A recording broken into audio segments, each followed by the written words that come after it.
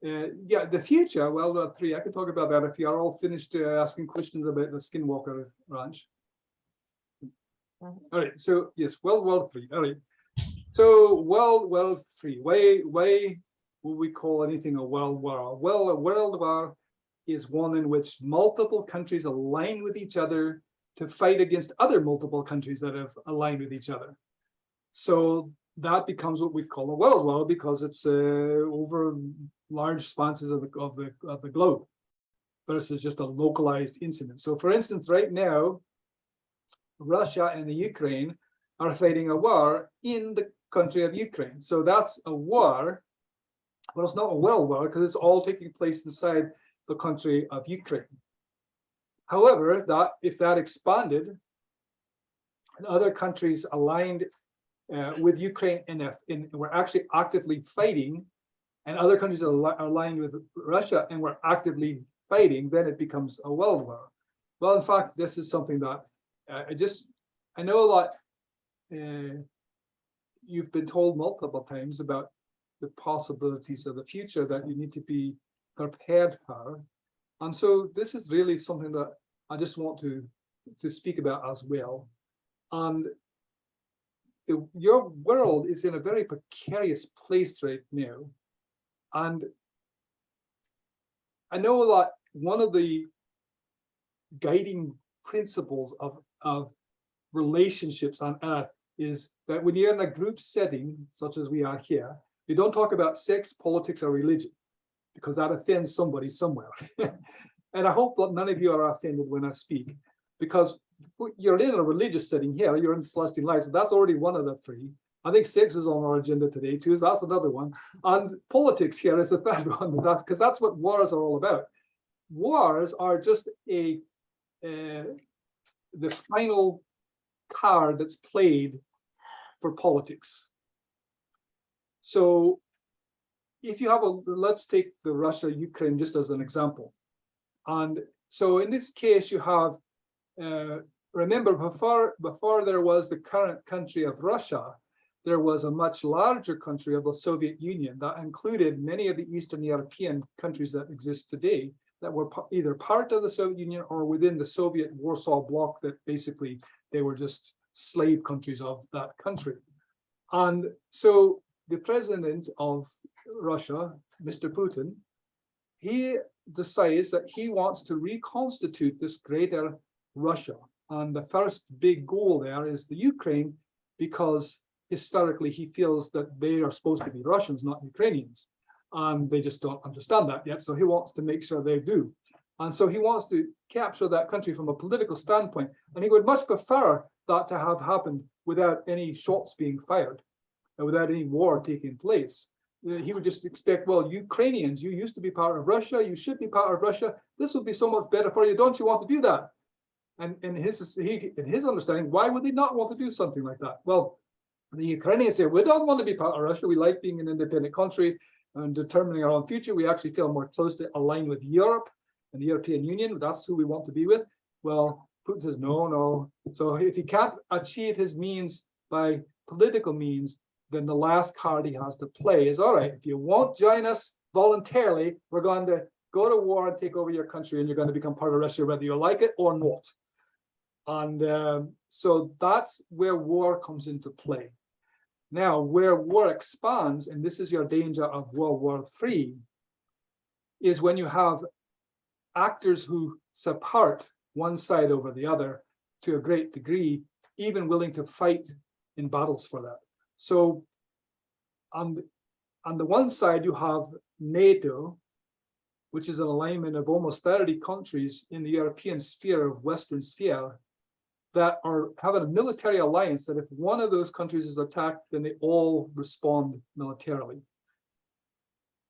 That's actually a great danger, even now in this Russian-Ukrainian conflict, that could occur, because the Western countries are supplying Ukraine with weapons that have actually killed over 30,000 Russians already in this war. An even greater number of Ukrainians have died. You don't hear about that so much, I think, but the fact is, there's a lot of casualties in this war so far, not including the civilians, just the military people. And so because the only reason that Ukraine is capable of fighting back against the much larger and powerful army of Russia is because they are being supplied with a steady stream of advanced weapons from the European countries and the United States. And so this gives them the capability to fight back, which they wouldn't have had before. Their country would have, without the supply of weapons, there would be no Ukraine already. And so if you're Putin and you see all these Western countries supplying weapons that are killing all his Russian soldiers and blowing up all their ammunition dumps and sinking their ships, he says, what I need to do is go attack these countries and take out their ability to supply Ukraine with all these advanced weapons. And so that's something that percolates in his head. Now, the Taz have been being very successful in Ukraine and tamping down any nuclear ambitions. And that is still a potential problem because it only reaches a point where Putin only says, all right, we have to win. There's no turning back, you see. This is the point, I think, as people don't realize, is that concept of losing face, which is an Asian concept, but it actually is applied everywhere. People may not call it that, but it's the same thing, is that once you commit to a course of action, there's no way that Ukraine can defeat Russia. And so why, at this point where Russia's lost so many soldiers and so much military equipment, to turn back and say, okay, well, we're gonna just go back to our borders and keep it the way it was originally, that will never happen. They would lose too much face. They would lose credibility on the world stage. And so they have to continue forward. And this becomes problematic as a potential World War III because you have Iran, North Korea, and China that are all aligned with Russia. Now, they have not involved themselves actively in fighting, but that can change and has a great potential to change as Russia decides they need to do something more to win this war. So, for instance, as a recent thing, as I mentioned, there's been tens of thousands of Russian soldiers killed and another tens of thousands that are wounded and can't fight anymore. A lot of equipment blown up. So Russia has been losing the ability to continue to wage the war. They don't have the soldiers to do it without calling up a general, we're going to war now, so we're going to call up everybody to be soldiers. They haven't done that. So just with their existing army, without calling up new conscripts, they're not capable of continuing to capture the whole country of Ukraine, or even to keep what they've already captured, which is about 25% of the eastern and southern part. So guess what? North Korea, we all know how wonderful North Korea is. The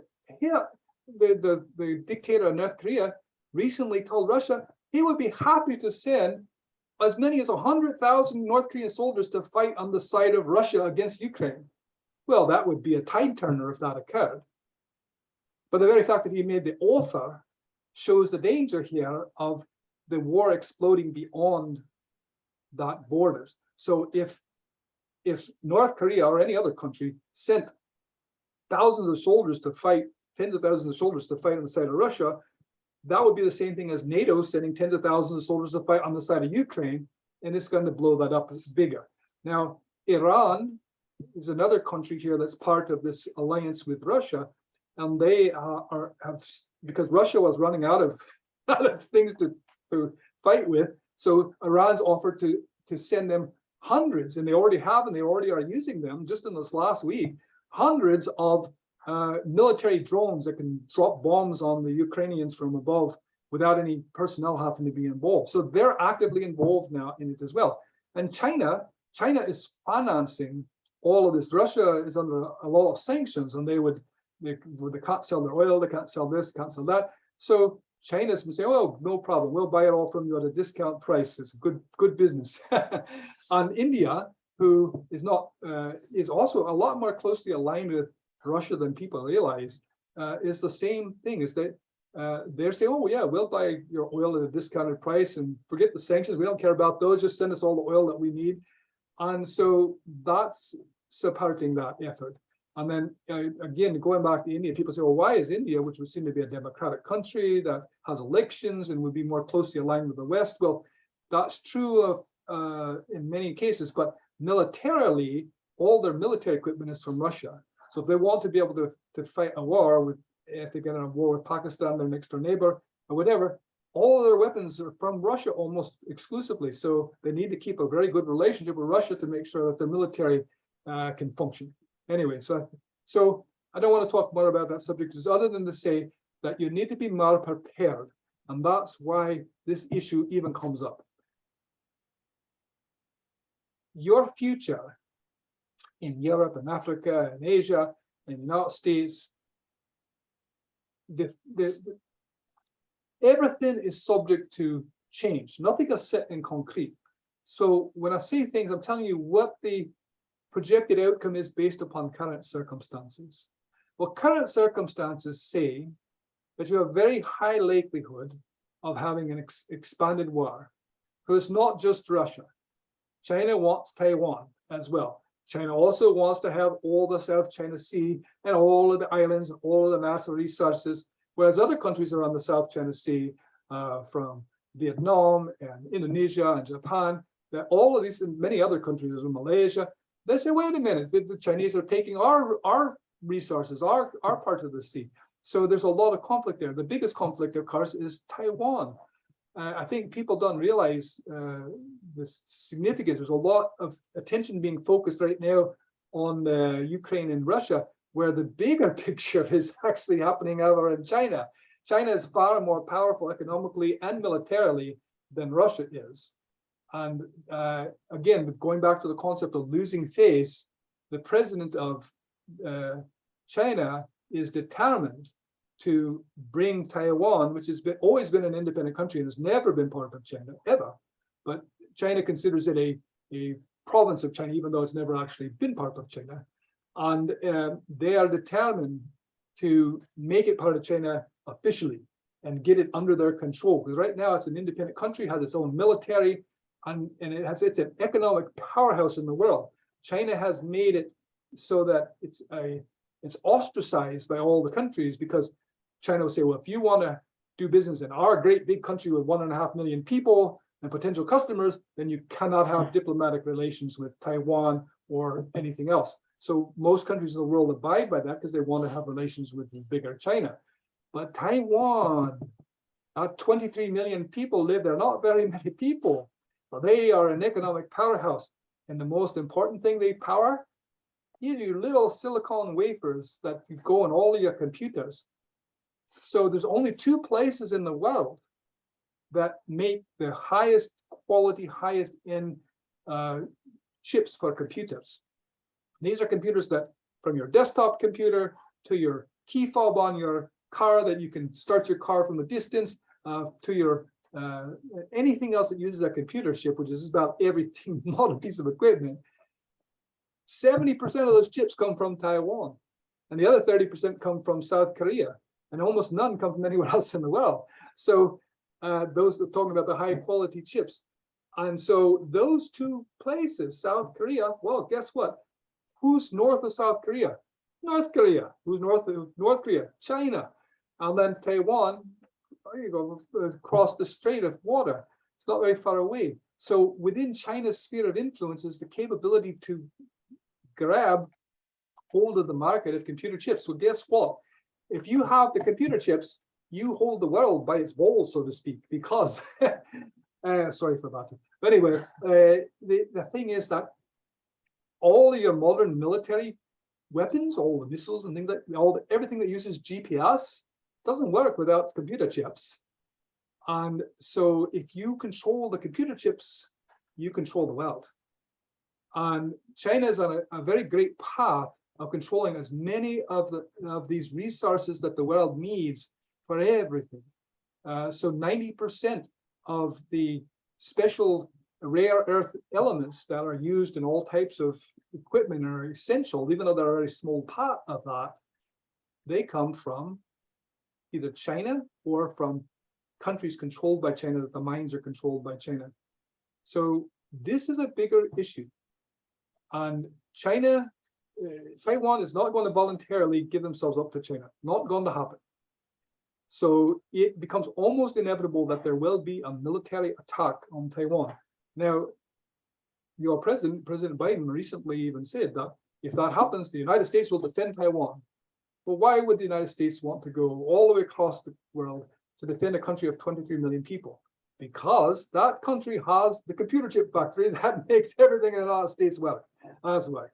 And so if China attacks militarily, there's very high likelihood that other countries like Japan and the United States and Australia and even other countries in the South China Sea will attack China.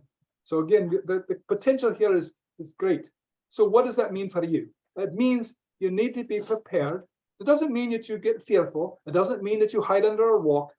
You go about your life and take joy in every single day, but you're also prepared more. It means that if you have things that are sitting around in your garage that you never use or down in that's been in a storage box for 10 years and you never open the box, it's time to start selling those items and getting a little bit extra cash so that you have more freedom. If you look at your financial budget and you look at your, this is what my budget is, and actually look at it, break down, where are you spending your money every month? $12 here, $10 here for automatic subscriptions. Here's something you signed up for an annual subscription, you haven't used it for 3 years, probably time to cancel that subscription. So anything that you can do to help yourself have more disposable income, less bills, get rid of things you don't need, those are all going to be useful things. Even if nothing happens, that's useful. That's the good point about that. So even if nothing bad happens, the fact that you made your finances tighter, got rid of things you didn't need, that's just going to help you in your everyday life. So I'm done talking about that subject. That's great. All right. I hope I'm not boring everybody too much. I know I get so long-winded and they're falling asleep probably. I don't know. No, thank you. It's a beautiful talk.